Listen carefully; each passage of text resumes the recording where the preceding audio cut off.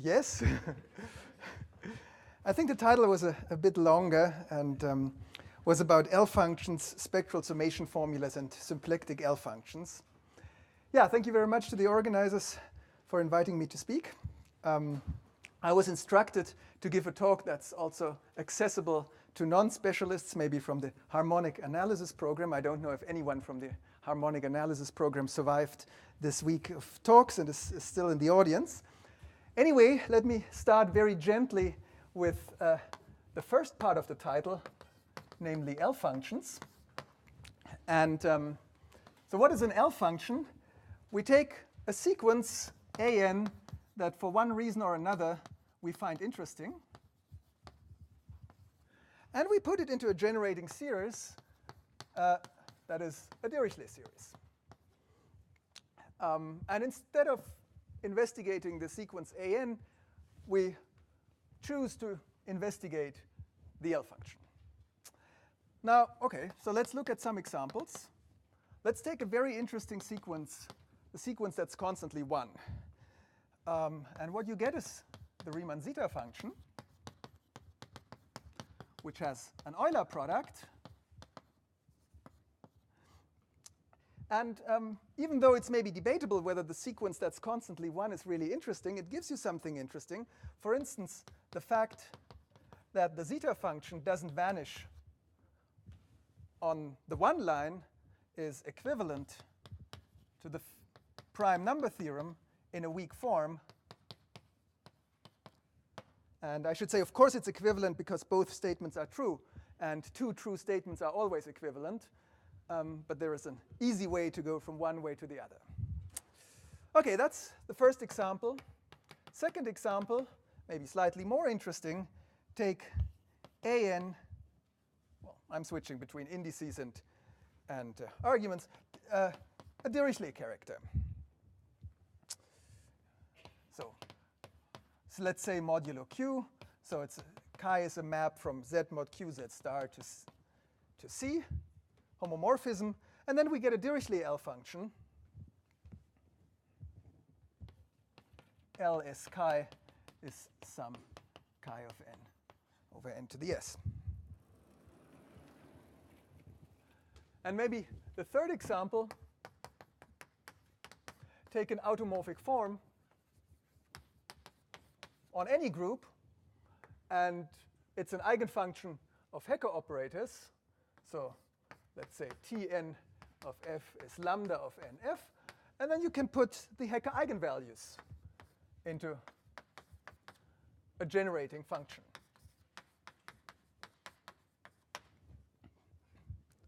OK, all of these L functions have functional equations relating s to 1 minus s. And the interesting goal is to study these L functions in the critical strip, because that's the region where they exhibit their sequence.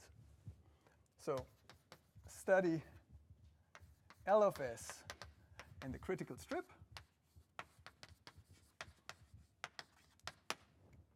And a typical approach is to study L functions in families.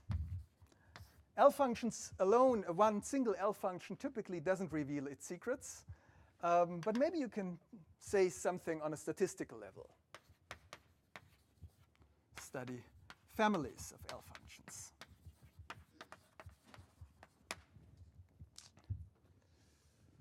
OK, L functions. OK, the second ingredient of the title of the talk is a spectral summation formula. So let me say something about spectral summation formulas.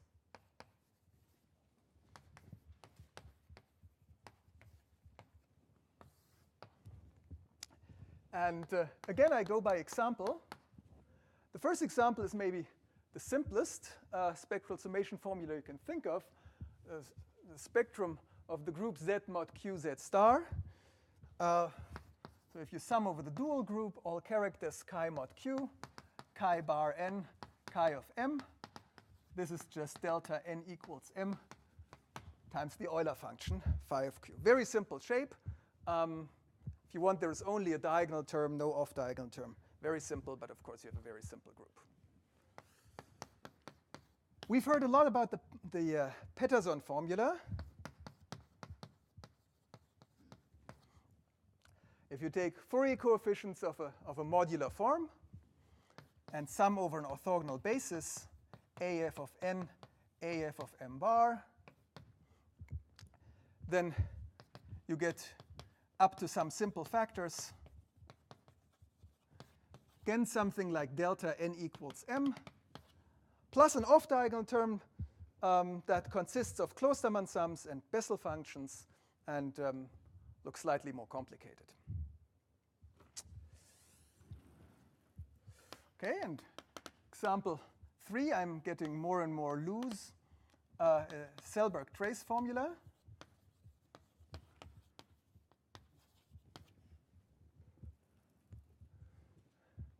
So it's also an identity, but I'm not really writing it as an identity. I'm just saying, okay, you take automorphic forms pi, automorphic representations pi, on a group G, let's say SL2, or some quotient maybe, and you have some function h of pi that makes the whole thing convergent, then you get something that on the other side features algebraic and geometric properties of G. And these spectral summation formulas are very, very powerful tools. In fact, all of them. And there are many more along these lines, and they belong to the strongest tools that we have available. So what can you do with them? Some applications. We have already seen, I mean, Ian has presented several applications of the Peterson formula. The simplest application of all of them, example 1 to 3, is Weil's law. Maybe you just want to count how many members do you have in your family. Yeah? And here it's very simple. You just put n equals m equals 1, and then you just see with bare eyes how many members you have. Okay? There is not much magic behind this. Here again, you put n equals m equals 1. There is a normalization factor here that I'm sweeping under the carpet.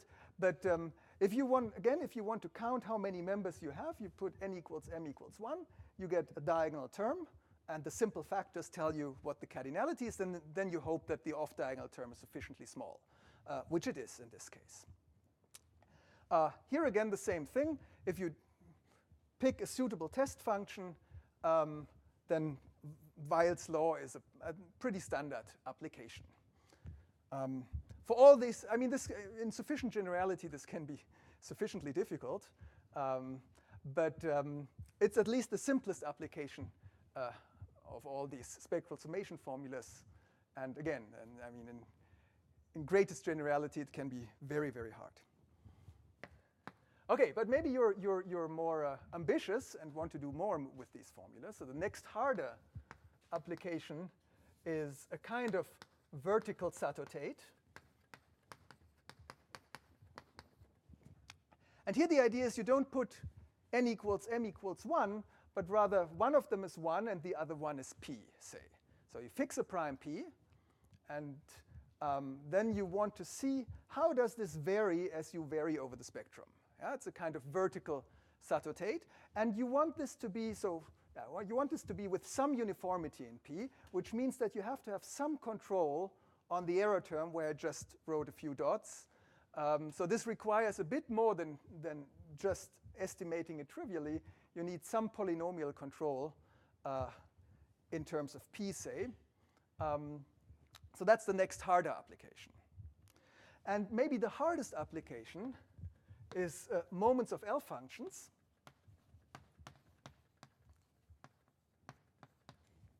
Because then you're looking at the L function and you're summing over all these values. So you need complete uniformity in everything. And not only this, it's not enough to estimate the off-diagonal term trivially.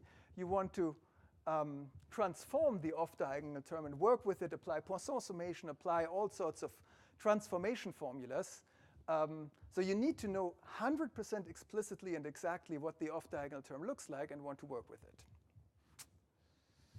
OK, this is the thing I'm interested in today, moments of L functions.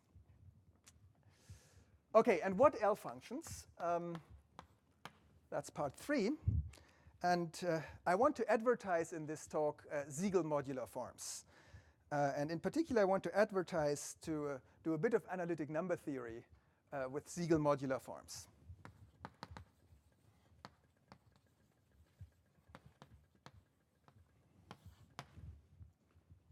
So I don't know how familiar you are with Siegel modular forms. A few years ago, I didn't know anything about these. So I'm just assuming you don't know anything about these. Yeah, so the classical picture, classical modular forms. And then maybe if you're ambitious, you go, this is the GL2 world, and then maybe you go to GL3 or GL4. This is a different direction. You go, you realize that SL2 is the same as SP1 or SP2, depending on how you normalize it. And then you can go to SP4, SP6, and so on. So you go into the symplectic world. OK, so here I'm just interested in Siegel modular forms of degree 2, whereas classical modular forms are also Siegel modular forms, but they are of degree 1. So that's the next level of generalization. OK, so what are these? These are, as classical modular forms, complex analytic functions that live on a sort of upper half plane. I call it H2. That's the Siegel upper half plane of degree 2. And these are elements of the form x plus iy. But these x and y's are not numbers, they are matrices. So they are symmetric matrices, complex symmetric 2 by 2 matrices, such that y is positive definite. A complex symmetric matrix has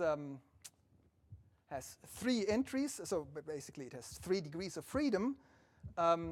So this is a 6-dimensional space, whereas the usual upper half plane is a 2-dimensional space. So these are functions that live on a 6-dimensional space. So what is a weight k modular Siegel modular form? Weight k Siegel modular form. It's a function f that has a certain transformation behavior. If you take a symplectic matrix M and let it act on a point z, then, so what is this? So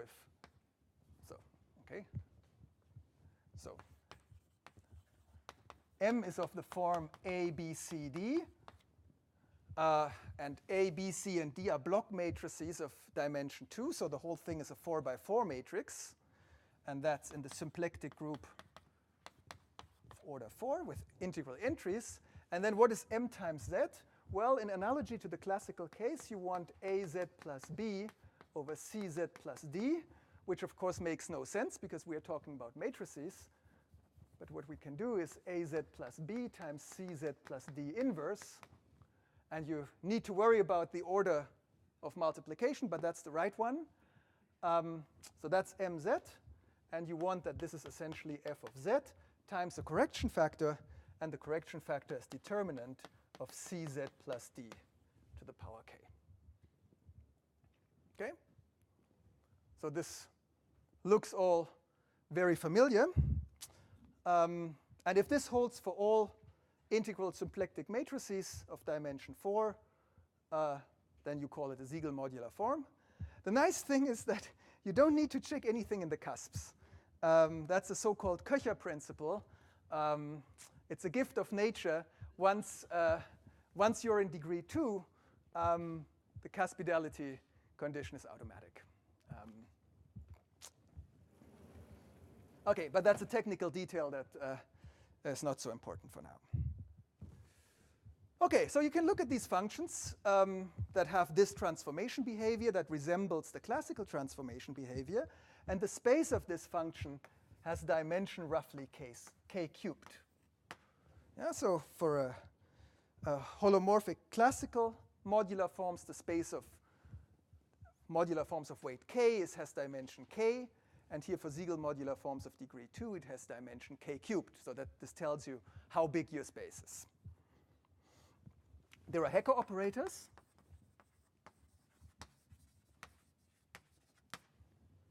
Hecker operators. Well, what are they? In general, a Hecker operator, so let's say TP.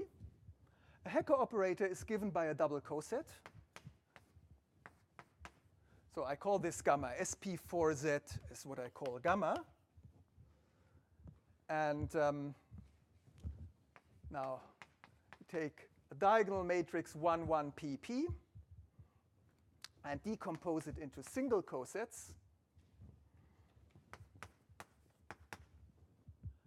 And then you just translate by these matrices Gj, and this is your Hecker operator, suitably normalized. Okay, so in particular, and then these are self-adjoint operators, so you can diagonalize your space with respect to all the Hecker operators. They commute with each other. So this theory works pretty much in the same way, except that the relations between the Hecker operators are very, very complicated. Much more complicated. So multiplicativity relations are much more complicated than in the elliptic case. And the combinatorics of the Hecker algebra is an area of its own. But I'm not going to go into this. But for instance, I mean, for the purpose of analytic number theory, why do we need the Hecker relations, for instance, if we want to construct an amplifier? And constructing amplifiers or mollifiers is possible, but combinatorially a kind of challenge. OK, what we all like about modular forms is that they have a Fourier expansion. And Siegel modular forms also have a Fourier expansion. F of z is sum A of t, that's the Fourier coefficient, and it's indexed by symmetric matrices, positive definite, with integral entries, and it's a bit more complicated. So the diagonal, so the off diagonal could be a half integer, and the diagonal has to be an integer. Okay, so another way to see this is, I mean, this corresponds to an integral binary quadratic form. So the Fourier coefficients are indexed by integral binary quadratic forms, if you want, positive definite. And this is quite nice because it gives many relations between binary forms, binary quadratic forms, and Siegel modular forms of degree 2. And then there is an exponential. Take the trace of tz. And then it's up to you how you normalize them. One way of normalizing them that I particularly like is you multiply by determinant of t to the power k over 2 minus 3/4. If you do that, then at least on average, the ATs are of constant size. So this tells you, this determinant tells you how they roughly grow. But that's up to you whether you include this factor or not. One important thing that is true for all higher rank groups, also for GLN, not only for SP2N, the Fourier coefficients have very little to do with the Hecker eigenvalues. We are used to the fact that Fourier coefficients and Hecker eigenvalues are just the same thing. They are not in higher rank. There is some connection, but it's very subtle, and A of t has little to do with Hecker eigenvalues. For instance, the Ramanujan-Petersen conjecture for SP4 is known. Weishauer has proved it. But it is not known, what I said earlier, that these A of t are always of constant size if you normalize it like this. So the Ramanujan conjecture does not imply a pointwise bound on the Fourier coefficients, which, by the way, is wrong in general because there are special lifts where something crazy happens. But even for generic forms, it's not known to be true. So the connection between Hecker eigenvalues and Fourier coefficients is quite subtle. OK, do I have one more blackboard? Yes. OK, there is a special subfamily. Let me just briefly mention this. So there is a lift from SL2, which looks as follows. You start with a classical cusp form of weight 2k minus 2. Apply backwards, if you want, the Shimura lift. Maybe it's called Shimizu lift in this direction. You get a half integral weight form of weight k minus a half. And this can be lifted to a Siegel modular form of degree 2 and weight k as follows. So this has a Fourier expansion. F is A of n, E of nz. And then you get the half integral weight modular form that is, say, B of n, E of nz, where the B of n squares are the twisted central L values of f by Waals-Bourget's theorem. And then your form f has roughly, but I'm cheating here a little bit, it has a Fourier coefficient, has Fourier coefficients A of t, E of trace tz, where A of t is roughly B of determinant of t. It's not quite correct, but roughly. So basically, you take the Fourier coefficients from here and put them just in your Siegel modular form, and this will give you. This is called the Saito-Kurokawa lift.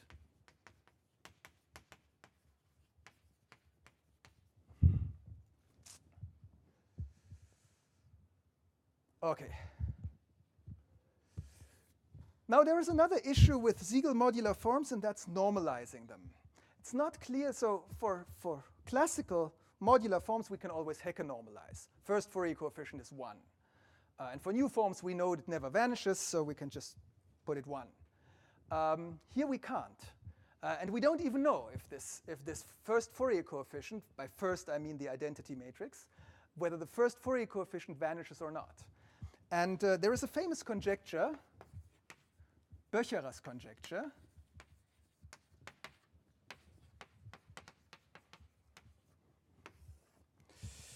from the 80s. And he conjectured that the first Fourier coefficient is a very, it's a very interesting quantity. So if you take A of the identity matrix squared, then up to simple factors, this should behave like the central value of f. I'll define later what that is, times the central value of f twisted by the Dirichlet character of conductor minus 4, divided by the adjoint L function of f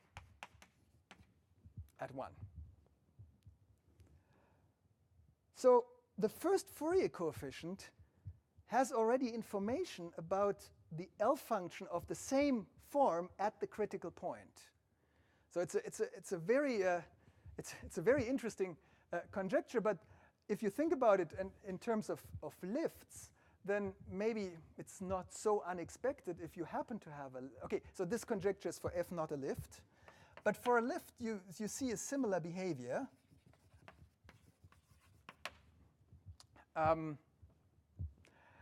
The first Fourier coefficient is b at determinant 1. So it's just b of 1.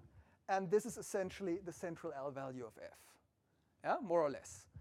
But in particular, we have absolutely no control of whether this vanishes or not.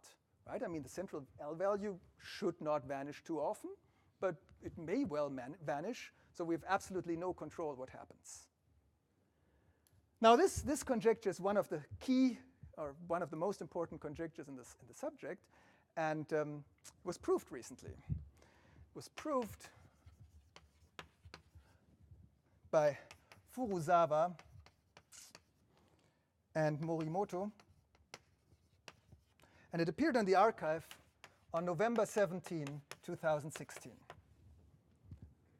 OK, so my talk is very timely. It was just proved.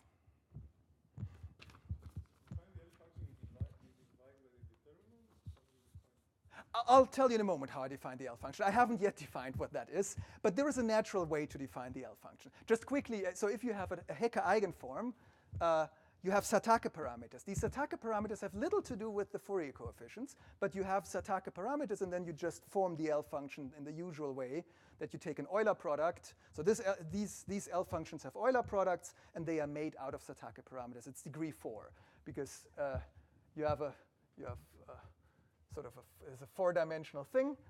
So it's a degree 4 L function with an Euler product of degree 4, and it contains the Satake parameters in the usual way. You just formally write down the Euler product, and this gives you the L function. But is there an analog for classical modular forms? Of what? Of this conjecture? No, because we can always say A1 is 1, right? So this is a phenomenon that appears in degree 2, but does not appear in degree 1. Yeah. That's all level 1. This, I think, is true, yes. Yeah, so there are generalizations. For instance, yeah, you can take other matrices, you can take combinations here, including characters and all sorts of things.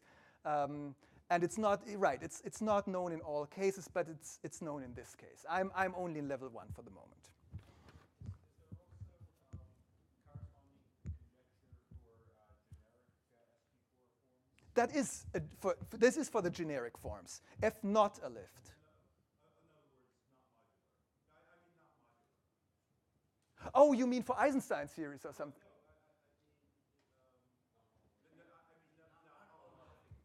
Oh, for mass, okay, okay. Now, okay, this is on the limit of my knowledge and probably beyond my knowledge, but things are more complicated here. So maybe Dinaka knows much more about this.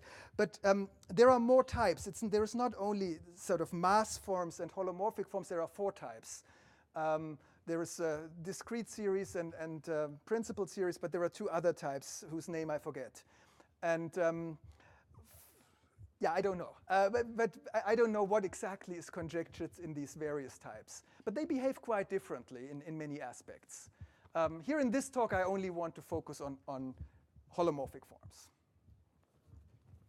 Yeah. We don't know how to normalize these forms. What does this conjecture mean? Well, we can L2 normalize them. That is, we have a Peterson inner product that works in the same way, and so of course I suppressed. So as I wrote it, it makes no sense. I know, because I didn't say how I normalize it. But let's say we L2 normalize it, and then we can include. And so there is the formula has been worked out with all constants. So all pi's and all 2's and all gammas are completely worked out. And so if you L2 normalize your form, which you can do. Then you have an exact equality with 100% explicit constants. Okay, but this is not relevant for the talk now.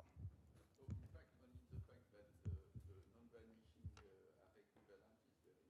Yes. Okay.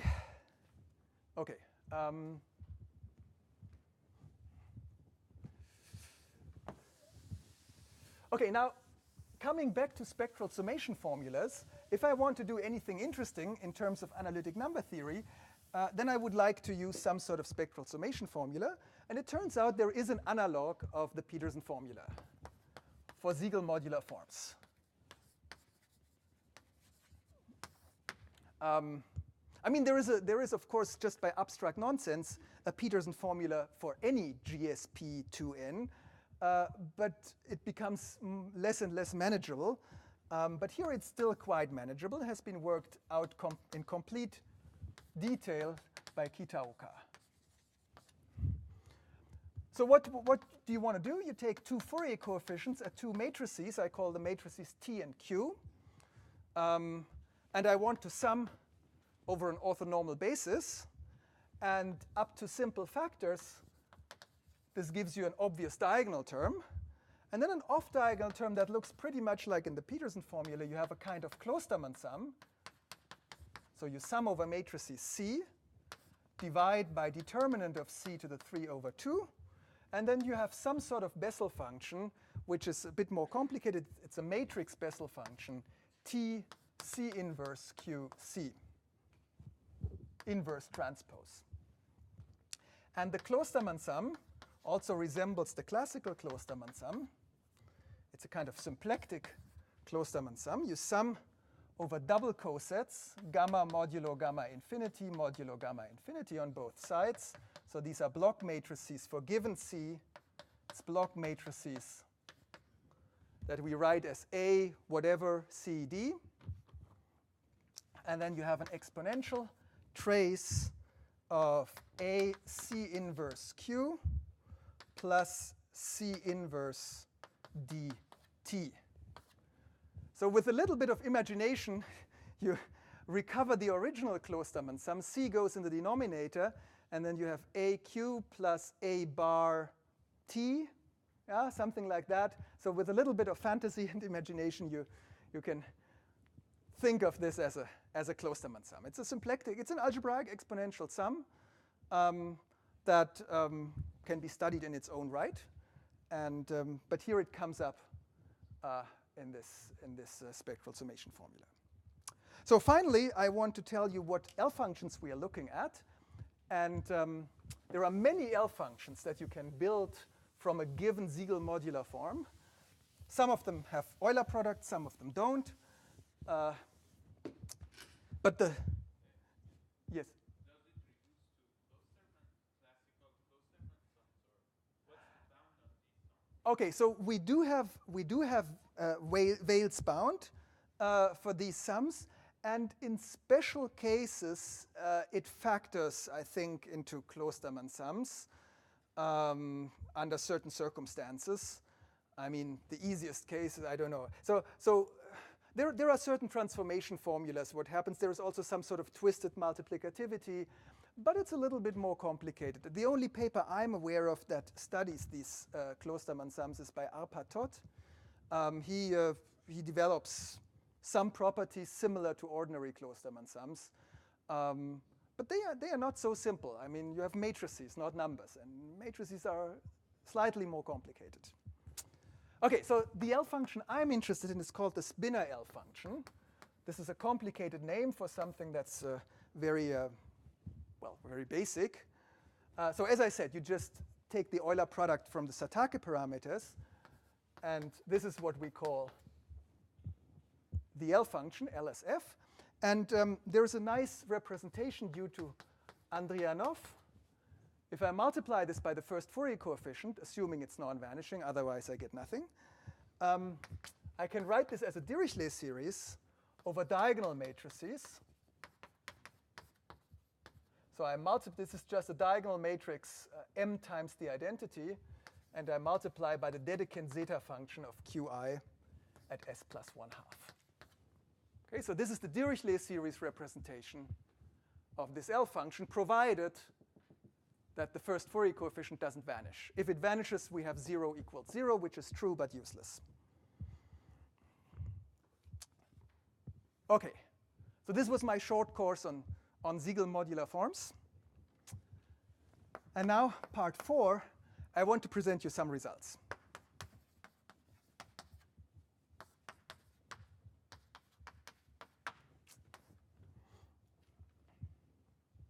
OK, so here's theorem 1. OK, I'm interested in moments. So what I do is I take L1/2. So I normalize all the L functions that they have 1/2 at this, as a center. And I take L1/2f. And then in order to apply the Petersen formula, I need to include a harmonic weight. So I include the square of the first Fourier coefficient, suitably normalized. And I divide it by 1 over k to the 3, because that's the dimension of the space. And then, just because I can do it, I make it a bit more complicated. I twist it by Dirichlet characters, quadratic Dirichlet characters with conductor Q1 and Q2, where Q1 and Q2 could be 1. So you can just ignore them if you wish, but you can also include a fixed twist if you like. And so that's the mean value that I'm looking at.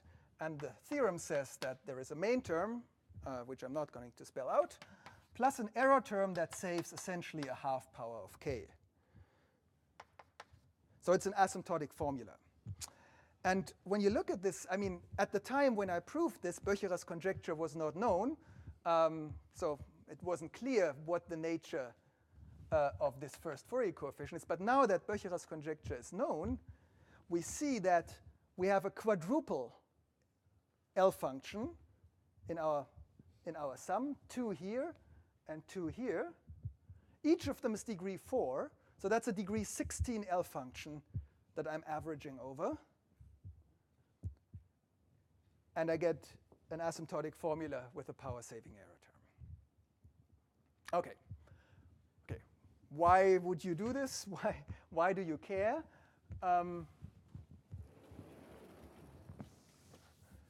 Here is an immediate application.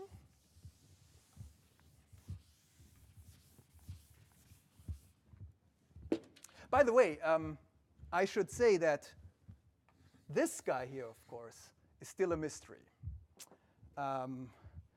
We know that this is non-zero. But for instance, we don't have any good lower bounds.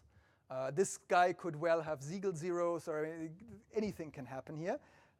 So we have very little information on this. Well, it's an L function of very high degree at the edge of the critical strip. And of course, we have upper bounds from general results, but we don't have good lower bounds. OK, so an immediate corollary from theorem 1 is theorem 2. Well, it's a k to the epsilon. I mean, simply because it has an. I mean, it's the Ivanets trick basically of using the Euler product. And there's a general paper of Lee that does this in full generality.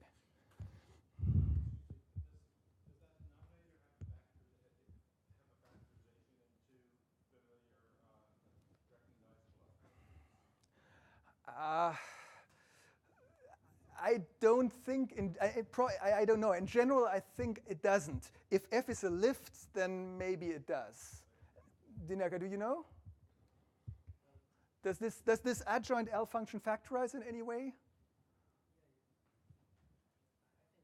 OK, maybe it does. But anyway, very little is known about this.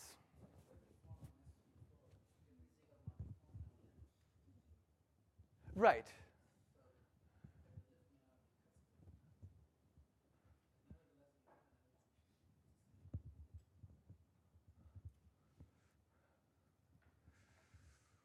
OK, well, anyway, yeah, so theorem 1 is this quadruple moment of a degree 16 L function.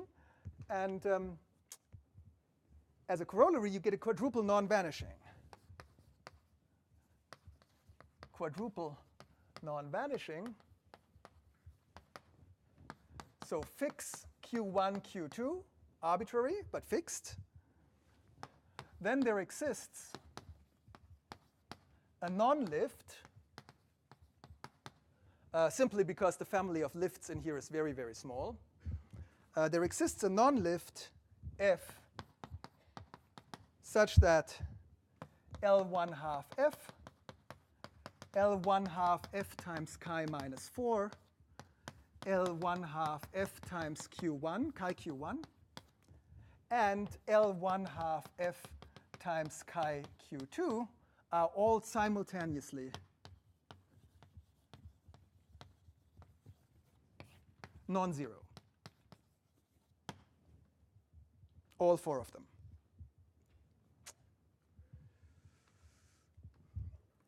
OK, and theorem 3, which is a theorem in lowercase letters, because it's currently being worked out by one of my students. So this kind of outlook is similar results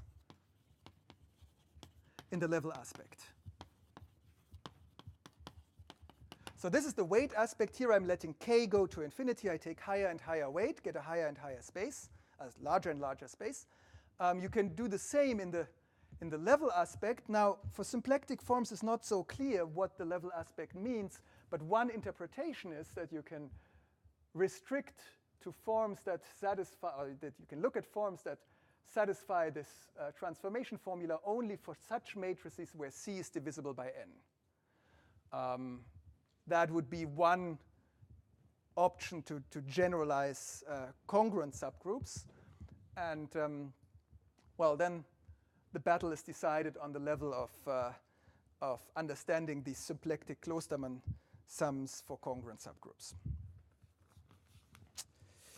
OK, so these are the results. And then finally, let me just give you some idea about the proof, because this is where analytic number theory enters.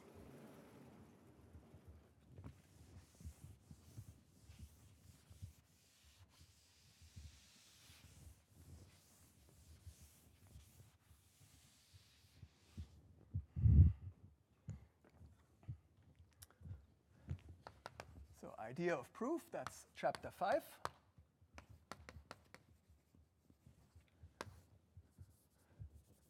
And again, I want to advertise in this talk to use analytic number theory in a setup like this. And so let's try to use as much analytic number theory as we know and try to see what it gives. And so the first step would be to use an approximate functional equation for these central L values. And this is certainly possible because the L functions have a functional equation. So by general abstract nonsense, they also have an approximate functional equation. And so you can represent them as a finite Dirichlet series, depending on the conductor. The nice thing about this is, I left it still on the blackboard. If you look at the approximate functional equation features the Dirichlet series coefficients. And if you look at the Dirichlet series coefficients, this features only diagonal matrices. This is extremely convenient. So only the diagonal matrices come up.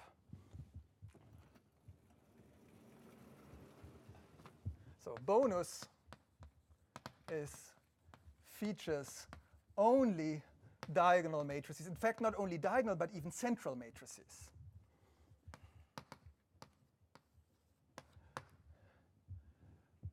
OK, but we must have a little bit of luck. Otherwise, this would not be possible. So we have to use some lucky circumstances.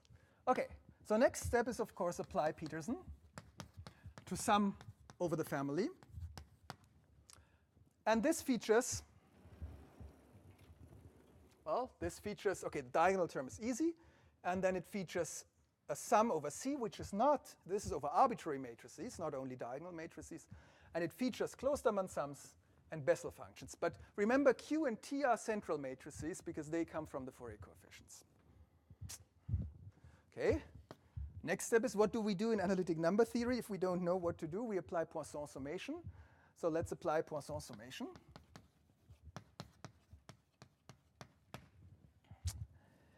And after Poisson, you get two things. You get the Fourier transform of the Klosterman sum, and you get the Fourier transform of the matrix Bessel function.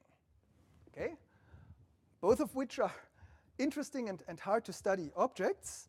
So let's start with analyzing the Fourier transform of the matrix Bessel function.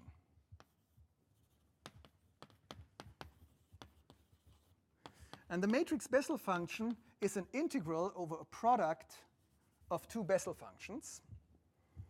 And so if you do enough stationary phase and you stare at this and analyze it, what you see is that for many of the C's, there is no contribution. Most of it is killed by Poisson summation. The only matrices that survive are matrices of the following form. Matrices of the form xy minus plus y plus minus x. So only matrices in GO2 of Z survive. So these are orthogonal matrices, essentially, up to scaling. All others give no contribution, or at least can be absorbed in the error term. OK. So for these matrices that survive the Archimedean test, if you want, we consider the Fourier transform of the Klostermann sum and see what this gives. So for these, next step, for these, analyze the Fourier transform of the Klostermann sum. And it turns out, maybe not so surprisingly, that this features the arithmetic of Qi, because the determinant of these matrices is just the norm form of Qi.